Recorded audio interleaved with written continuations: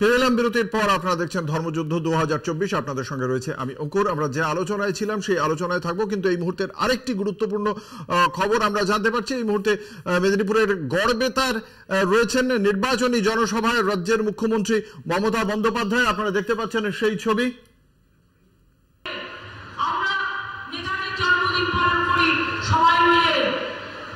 আর BJP কি যে ধর্ম করে ভগবান জানে, না হিন্দু না মুসলমান না শিখ না খ্রিস্টান, সবাইকেই তাড়িয়ে দেবে। কে কি খাবে সেটাও ঠিক করে দেবে। হিন্দু ধর্ম কোনটা আমরা মানি?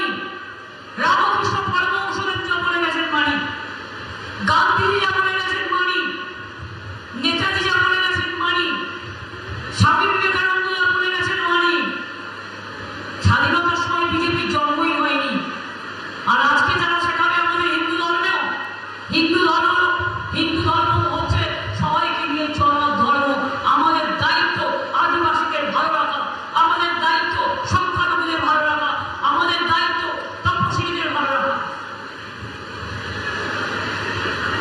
সবচেয়ে বেশি ধর্মপ্রাণ, সব ধর্মকে শ্রদ্ধা আমাদের মতো কে করে?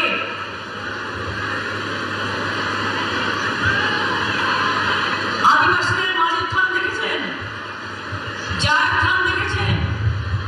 সেগুলো তো নতুন করে পাট্টা দেওয়া হচ্ছে এবং প্রাচীর তৈরি করে দেওয়া হয়েছে, সংখ্যালঘুদেরও করা হয়েছে।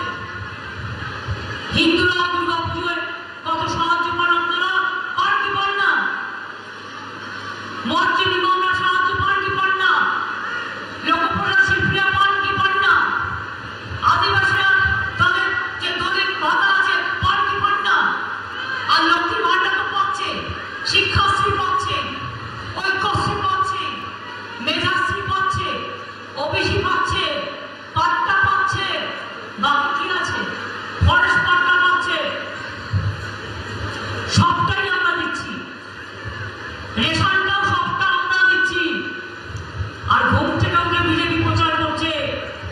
একজন প্রচার অভিযানে বেরিয়েছেন ইলেকশনের আগে, ঘুম থেকে উঠলেই তার ছবি আপনাকে দেখতে হবে, চা খেতে খেতে তার ছবি দেখতে হবে, জল খাবার খেতে খেতে ছবি দেখতে হবে, দুপুরে আপনাকে পাউরুটি খেতে হবে, আর রাতে আপনাকে চাটনি খেতে হবে। কেউ মাছ মাংস খাবেন না, কেউ ডিম খাবেন না, তাও তিনি আবার বলছেন মছলি খাতে হবে। এ লোক কে আরে? আরে লোকে কি খাবে কি না খাবে সেটা তো লোকের ব্যাপার। আমাদের মেয়েরা মেয়ে ষষ্ঠী করে না, আমাদের মেয়েরা শীতলা ষষ্ঠী করে না, আমাদের মেয়েরা উৎসব করে না। মনে রাখবেন আমরা সবটাই করি, কিন্তু আপনাদের মতো ধর্মের নামে দুরাচার আমরা করি না, দুর্ব্যবহার আমরা করি না। আপনারা আসল হিন্দু ধর্মটাকে ভুলিয়ে দিয়েছেন, আসল হিন্দু ধর্মের অসম্মান করেছেন, আসল হিন্দু ধর্মটাকে ভুলিয়ে দিয়েছেন। আপনাদের আমদানি করা ধর্ম ওটা কোনো ধর্মই নয়, ওটা হচ্ছে পাশবিকতার ধর্ম, ওটা হচ্ছে দাঙ্গার ধর্ম, ওটা হচ্ছে দানবিকতার ধর্ম, ওটা হচ্ছে লুটেরাদের ধর্ম। তাই আমি আপনাদের ভাষা বুঝি না, আমি মানুষের ভাষা বুঝি। আজকে সারা দেশ বলছে আলিগড়ে में चोर है, बीजेपी चोर है। 100 দিনের টাকা কোথায় গেল? বিজেপি জবাব দাও। আবাসের টাকা দাওনি কেন? বিজেপি জবাব দাও। রাস্তার টাকা দাওনি কেন? বিজেপি জবাব দাও। রেশনের টাকা দাওনি কেন? বিজেপি জবাব দাও। আমাদের এখান থেকে তুলে নিয়ে যাওয়া 1,74,000 কোটি টাকা কেন দাওনি? জবাব দাও। তাই তো বলি অনেক হয়েছে আর না। যখন ঝাড়গ্রামে রক্ত ঝরছিল একবার এসেছিলেন দেখতে, গড়বেতায় রক্ত ঝরছিল একবার এসেছিলেন দেখতে, বেলপাহাড়িতে রক্ত ঝরছিল একবার এসেছিলেন দেখতে, নয়াগড়ে রক্ত ঝরছিল একবার এসেছিলেন দেখতে, লালগড়ে রক্ত ঝরছিল একবার এসেছেন দেখতে, নেতাজিতে এসেছেন দেখতে, সাঁকরাইলে গেছেন দেখতে, কোথায় গেছেন দেখতে? আমি তো ঘুরে ঘুরে বেড়াতাম, আমি ভয় না পেয়ে ঘুরে ঘুরে বেড়াতাম, আর জিতে সবচেয়ে প্রথম আমি ঝাড়গ্রামে আসি এবং ঝাড়গ্রামের মানুষ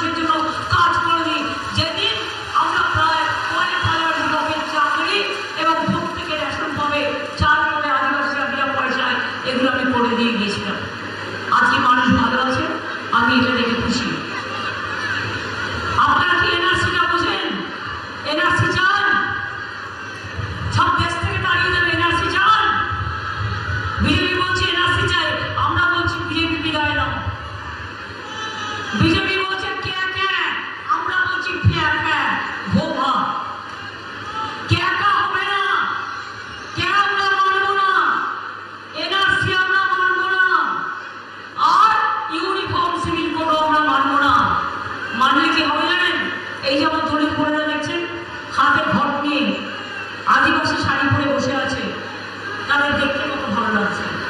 এই যে হিন্দু বোনেরা তাদের মতো করে শাড়ি পরেছে, সংখ্যালঘু মেয়েরা কেউ বা সাদা করে, কেউ বা শাড়ি পরেছে।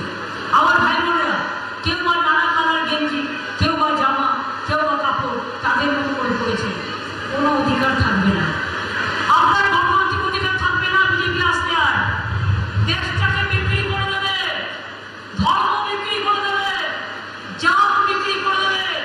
ইউনিফর্ম সিভিল কোডের নামে জাত বিক্রি, ধর্ম বিক্রি, মানবিকতা বিক্রি, চাকরি খেয়ে নেওয়া, সম্পত্তি কিনে নেওয়া, আদিবাসীদের উপর অত্যাচার করা, সবটাই করবে, মনে রাখবেন।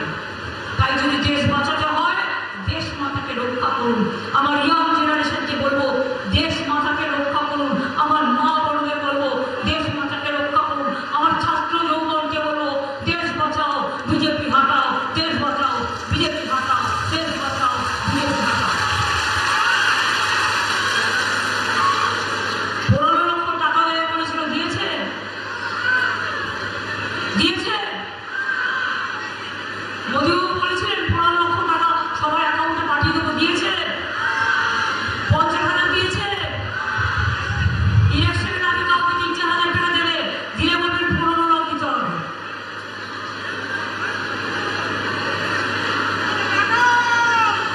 দু কোটি লোককে বেকারদের চাকরি দেবে বলেছিল, দিয়েছে? দেয়নি। বরঞ্চ আমরা যাদের চাকরি দিচ্ছি সেই চাকরিগুলো বন্ধুদের দিয়ে তাদের খাওয়ার ব্যবস্থা করছে। স্কুলে টিচারি করবে কারা? স্কুলে বাচ্চা পড়াবে কারা? আমি তো অনেক সাঁওতালি স্কুলে পড়েছি, টিচার নেই, প্যারা টিচারদের দিয়ে কাজ চালাচ্ছি। সাঁওতালি মিডিয়াম আমাদের বিশ্ববিদ্যালয় পর্যন্ত চলে গেছে, WBCS চলে গেছে, কত করে দেওয়া হয়েছে, কি করা হয়নি?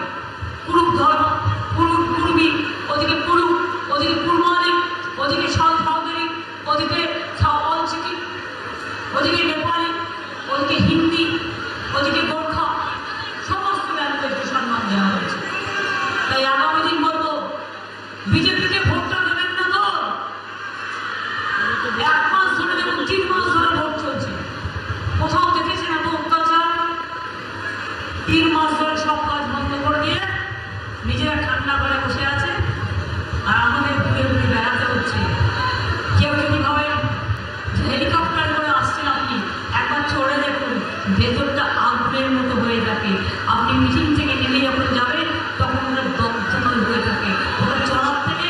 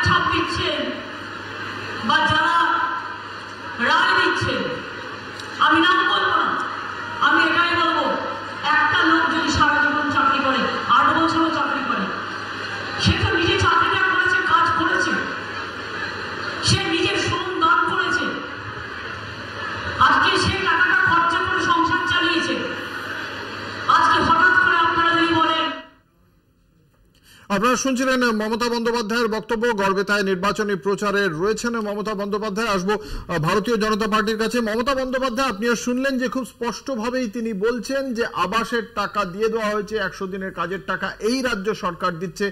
এবং সেই জায়গা থেকে আজকে ভোটের দিন, যখন আমরা জানি যে প্রান্তিক মানুষ যে 3টি কেন্দ্রে নির্বাচন চলছে সেখানে কিন্তু অনেক বেশি আছে, শহুরে মানুষের সংখ্যা কম, আপনার কি মনে হয় না যে 100 দিনের টাকা দেওয়া হলো না, মানে দিল না কেন্দ্রীয় সরকার, তার জন্য তৃণমূল কংগ্রেসের পক্ষ থেকে কিন্তু একগুচ্ছ যুক্তি দেওয়া হয়েছে? আপনার কি মনে হয় না সেক্ষেত্রে একটা বড় ফারাক পড়তে পারে আপনাদের ভোটে?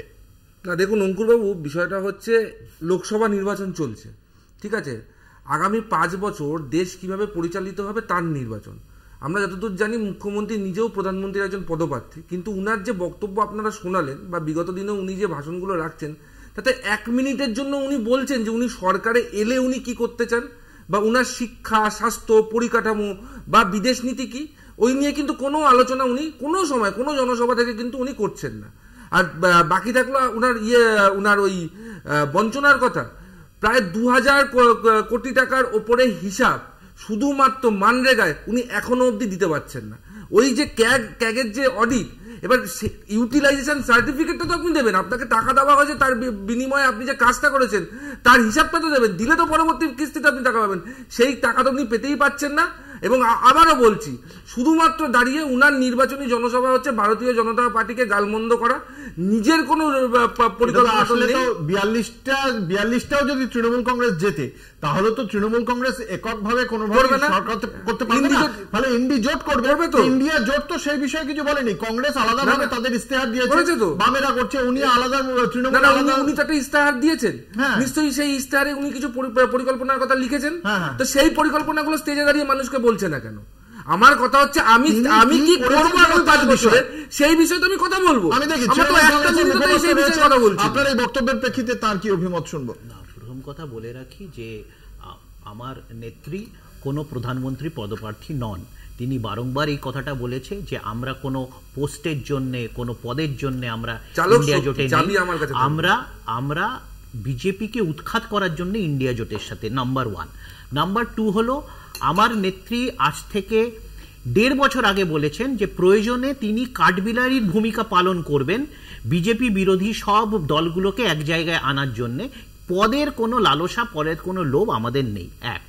2 হলো যে আমাদের মেন যেটা ইস্তেহার, তাতে আমরা বলেছি যে বিগত 12 বছর ধরে পশ্চিম বাংলাতে যেই প্রকল্পগুলো আমরা রূপায়ণ করেছি, যেইগুলো সফলভাবে রূপায়িত হয়েছে, এবং বিশেষ করে মহিলাদের যে সশক্তিকরণ, তারকে যে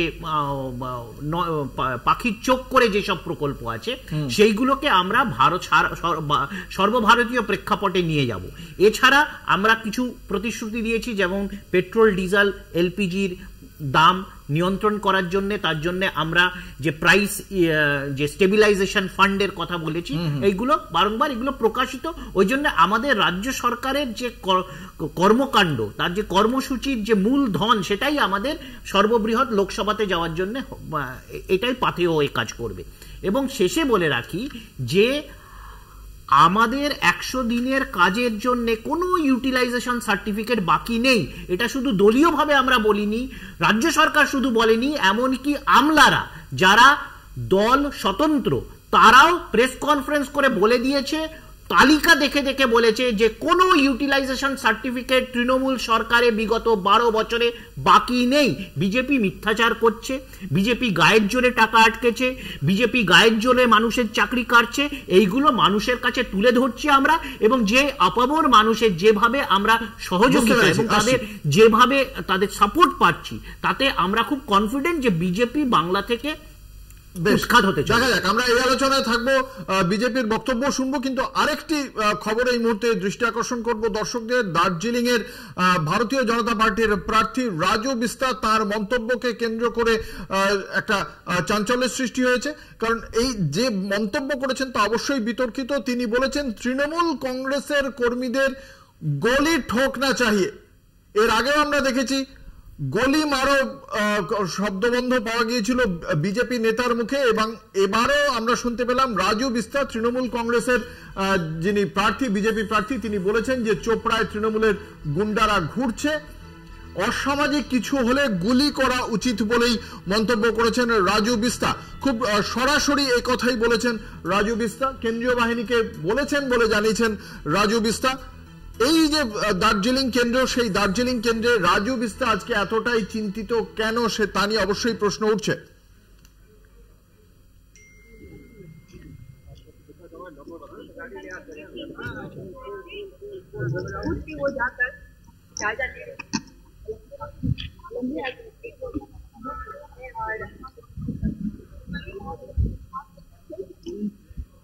चोपड़ा में टीएमसी के गुंडे सड़क में बंदूक लेके घूम रहे हैं, मतदाताओं को मतदान केंद्र तक जाने के लिए रोक रहे हैं। दूसरी जगह कम से कम 30-40 बूथ ऐसे जहां पे हमारे जो एजेंट जब गए थे उनको भगा दिया गया, और 4 या 5 पोलिंग बूथ में तो ऐसा भी हुआ है कि उन्होंने केंद्रीय जो बल आई थी उनको भी भगा दिया गया। यानी एक विधायक, क्योंकि उनके पास पुलिस है, पुलिस का डंडा है, तो इस तरह का आतंक आज फैला रहे हैं। इसीलिए हमने 201 से लेकर के बहुत सारे करीब 245 बूथ के लगभग सारे बूथ इसके अंदर में आते हैं, और कुछ 194-195 ऐसे बूथ के अंदर में रीपोलिंग के लिए रिक्वेस्ट किया है। और हमने केंद्रीय बल से भी ये कहा है, आपका ये बंदूक जंग लग जाएगा, अगर मान लीजिए कोई असामाजिक तत्व बंदूक लेके बीच सड़क में घूम रहा है तो उसको गोली ठोकना चाहिए। এটা এই যে বক্তব্য আমরা শুনবো, আগে আমাদের সঙ্গে রয়েছেন আমাদের প্রতিনিধি বীণা কুমার। বীণা, যে অভিযোগ করছেন রাজু বিস্তা, সেই অভিযোগ সম্পর্কে তৃণমূল কংগ্রেসের কি প্রতিক্রিয়া? একেবারে দেখো, যেটা আমরা তুলে ধরেছি যে চোপড়া যে রয়েছে, অভিযোগ তুলে ধরেছেন যে দার্জিলিং এর লোকসভা কেন্দ্রের প্রার্থী রয়েছেন রাজু বিস্তা বিজেপির, তিনি কিন্তু অভিযোগ করেন যে চোপড়ায় যে তৃণমূলের কর্মী সমর্থকরা রয়েছেন তারা কিন্তু ভোটের জন্য সাধারণ মানুষকে বিভ্রান্ত করছেন, এবং সেখানে তারা কিন্তু যে রয়েছে অস্ত্র নিয়ে খোলায় ঘুরে বেড়াচ্ছেন, যার ফলে কিন্তু অনেক বুথে বুথে দেখা গেছে যে কেন্দ্রীয় বাহিনীর যে লোকেরা রয়েছে তারাও কিন্তু সেখান থেকে পালিয়ে গেছে। এমন একাধিক অভিযোগ চোপড়া নিয়ে কিন্তু তুলে ধরেন রাজু বিস্তা, এবং এই নিয়ে কিন্তু তিনি জানান যে তিনি কেন্দ্রীয় বাহিনীর কাছে আবেদন করেছেন, কেউ বা কারা যদি এভাবে ওপেনলি কেউ যদি অস্ত্র নিয়ে ঘুরে বেড়ায় রাস্তা দিয়ে, সেক্ষেত্রে কিন্তু তাদেরকে যেন স্পট সেখানেই গুলি করা হয়, এমন ধরনেরই মন্তব্য কিন্তু রাজু বিস্তার মুখে শোনা যায়। এবং এরপরে কিন্তু এই বিষয়ে যে দার্জিলিং সমতলের তৃণমূল নেত্রী রয়েছেন পাপিয়া ঘোষ, তার কাছে এই বিষয়ে তুলে ধরলে তিনি কিন্তু জানান যে চোপড়া এই ধরনের কিছুই হয়নি। এবং নির্বাচন কমিশনের কি ভূমিকা বা কেন্দ্রীয় বাহিনীর কি ভূমিকা দেখতে পেয়েছো তোমরা যখন ওই এলাকায় ঘুরেছো রাজু বিস্তার সঙ্গে? কেন্দ্রীয় বাহিনীর কি ভূমিকা দেখতে পাওয়া গেছে? একেবারে দেখো, সকাল থেকেই কিন্তু বিভিন্ন সমস্ত বুথেই বলা চলে যে কেন্দ্রীয় বাহিনীর যে ভূমিকা তা কিন্তু নজরে পড়ে। তারা সকাল থেকেই কিন্তু সমস্ত বুথেই প্রায় কেন্দ্রীয় বাহিনীর নজরদারি ছিল। শুধু কেন্দ্রীয় বাহিনী নয়, সেক্ষেত্রে কিন্তু রাজ্য পুলিশ ও সিসিটিভি ক্যামেরারও নজরদারি কিন্তু লাগাতার রয়েছে। এবং যেটা জানলাম যে চোপড়ার যে ঘটনা, সেখানে কিন্তু রাজু বিস্তা একাধিকবার এই অভিযোগ তুলেছেন যে কেন্দ্রীয় বাহিনী সেখানে পালিয়ে গেছে, সেখানে যে তৃণমূলের কর্মী সমর্থকরা তাদের আতঙ্কে তারা বুথ ছেড়ে কেউ পালিয়ে গেছে, এই ধরনের মন্তব্য কিন্তু রাজু বিস্তার মুখে শোনা যায়। তবে এই মন্তব্যের পাল্টা জবাবে কিন্তু যে পাপিয়া ঘোষ তৃণমূল দার্জিলিং জেলা তৃণমূল কংগ্রেসের সভানেত্রী রয়েছেন, তিনি কিন্তু জানান যে এই ধরনের কোনো ঘটনায় ঘটেনি। তবে যে বিজেপি রয়েছে তারা কিন্তু প্রতিনিয়তই রাজু বিস্তা, এই যে কেন্দ্রীয় বাহিনী পালিয়ে গিয়েছে তৃণমূল কংগ্রেসের দুষ্কৃতীদের তাণ্ডবে, এই অভিযোগ কি তিনি নির্বাচন কমিশনের লিখিত অভিযোগ জানাবেন? কিছু জানা গেছে সে বিষয়ে? দেখো, সেই বিষয়ে কিন্তু এখনো তিনি কিছু জানাননি সেভাবে। তবে তিনি যে অভিযোগ তুলেছেন, তিনি সাংবাদিকদের মুখোমুখি হয়ে কিন্তু এই অভিযোগ তিনি বারংবার করে তুলে ধরছেন চোপড়াকে নিয়ে। তবে তিনি এই বিষয়ে নির্বাচন কমিশনের দিকে সরাসরি আঙুল তুলছেন যে নির্বাচন কমিশনের ভোটের নিরাপত্তার জন্য নিয়ে আসা কেন্দ্রীয় বাহিনী প্রপারলি কাজ করছে না, তাহলে সেটা তিনি নির্বাচন কমিশনে জানাচ্ছেন না কেন? দেখো, সে বিষয়ে কিন্তু তিনি এখনো কোন রকম মন্তব্য করেননি। তবে পরবর্তীতে তিনি কি পদক্ষেপ নেন বা পরবর্তীতে তিনি কি এই বিষয়ে জানান, সেদিকেই কিন্তু নজর থাকবে আমাদের। অবশ্যই ধন্যবাদ। আমাদের সঙ্গে ছিলেন আমাদের প্রতিনিধি রীনা কুমার। এই মুহূর্তে আমাদের সঙ্গে টেলিফোন লাইনে রয়েছেন তৃণমূল কংগ্রেসের নেতা গৌতম দেব। প্রথমে আপনাকে কলকাতা টিভির পক্ষ থেকে স্বাগত জানাই। রাজু বিস্তা বিজেপি প্রার্থী দার্জিলিং কেন্দ্রে, তার অভিযোগ যে তৃণমূল কংগ্রেসের দুষ্কৃতীদের তাণ্ডবে কেন্দ্রীয় বাহিনীর জওয়ানরাও সরে গিয়েছেন। চোপড়ায় একেবারে খোলা রাস্তায় আগ্নেয়াস্ত্র নিয়ে ঘুরে বেড়াচ্ছে তৃণমূল কংগ্রেসের দুষ্কৃতীরা। আপনার প্রাথমিক প্রতিক্রিয়া জানতে চাইব। দেখুন, একেবারে ভিত্তিহীন অসত্য কথা বলছেন রাজু বিস। এই ধরনের মন্তব্য করা উচিত নয়। রাজু বিস তো শিলিগুড়ি শহরেই ছিলেন যখন তিনি মন্তব্য করছিলেন, এবং এটা যদি কেউ ঘুরে থাকে তাহলে তার ছবিতেও আসবে। এটা এখন ডিজিটাল মিডিয়া যতটা শক্তিশালী, ইসিআই এর পরিচালনায় ইলেকশন হচ্ছে। অ্যাকচুয়ালি নির্বাচনে পরাজয় সুনিশ্চিত রাজু বিস্তের, জেনে তারা এই ধরনের কথা বলছেন। এবং সবচেয়ে দুঃখজনক এবং দুর্ভাগ্যজনক মন্তব্য তিনি করেছেন, তিনি বাংলার মানুষ নন। বাংলার দার্জিলিং তার নির্বাচন ক্ষেত্র ছিল, সেই নির্বাচন ক্ষেত্রের অধিবাসীদের প্রতি তার কোনো দয়া মায়া, কোনো সেন্টিমেন্ট বা কোনো আবেগ বা কোনো ভালোবাসা নেই। তার জন্যই তিনি তার নির্বাচন ক্ষেত্রে, তারা কংগ্রেস হতে পারে, তারা তৃণমূল হতে পারে, তারা বিজেপি হতে পারে, তারা সিপিএম হতে পারে, কিন্তু তারা দার্জিলিং লোকসভা ক্ষেত্রের অধিবাসী। তাদের তিনি কেন্দ্রীয় বাহিনীকে পরিচিত করছেন গুলি চালনার জন্য।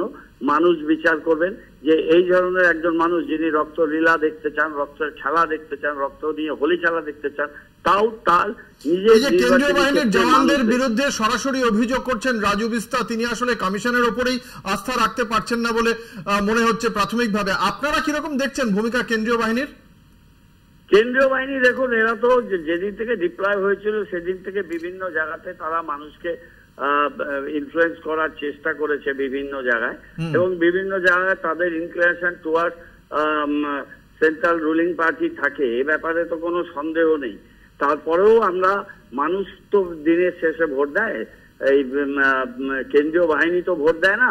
তাই বাংলায় বারে বারে তৃণমূল কংগ্রেস জেতে, দিদির যে কাজ তার প্রতি মানুষের সমর্থন থাকে, আশীর্বাদ থাকে, ভালোবাসা থাকে, দোয়া থাকে।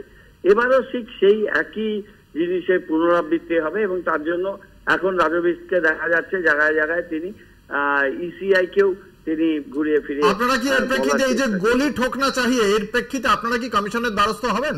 সেটা আমাদের দল নিশ্চয়ই এই কথাগুলোকে আমরা বলবো যে নির্বাচনের সময় এই ধরনের বক্তব্য, এটা সরাসরি আচরণ বিধি ভঙ্গ করা। তার জন্য আমাদের দলের থেকে নিশ্চয়ই এটা রেকর্ড সব জায়গায় আছে, সবার কাছে আছে। এইটা নির্বাচন কমিশনকে ব্যবস্থা নেওয়ার জন্য নিশ্চিতভাবেই আমরা বলবো। অসংখ্য ধন্যবাদ। আমরা কথা বলছিলাম শিলিগুড়ির মেয়র তৃণমূল কংগ্রেস নেতা গৌতম দেবের সঙ্গে। কি বলেছেন রাজু বিস্তা আমরা আরো একবার শোনাবো দর্শকদের।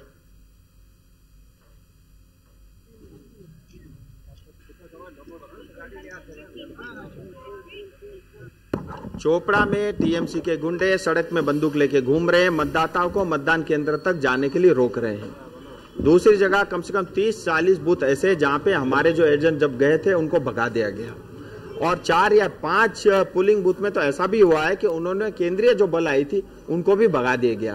यानी एक विधायक, क्योंकि उनके पास पुलिस है, पुलिस का डंडा है, तो इस तरह का आतंक आज फैला रहे हैं। इसीलिए हमने 201 से लेकर के बहुत सारे करीब 245 बूथ के लगभग सारे बूथ इसके अंदर में आते हैं, और कुछ 194-195 ऐसे बूथ के अंदर में रीपोलिंग के लिए रिक्वेस्ट किया है। और हमने केंद्रीय बल से भी ये कहा है, आपका ये बंदूक जंग लग जाएगा। अगर मान लीजिए कोई असामाजिक तत्व बंदूक लेके बीच सड़क में घूम रहा है तो उसको गोली ठोकना चाहिए। আমরা এই আলোচনায় থাকবো একটা ছোট্ট বিজ্ঞাপনী বিরতি, সঙ্গে থাকুন।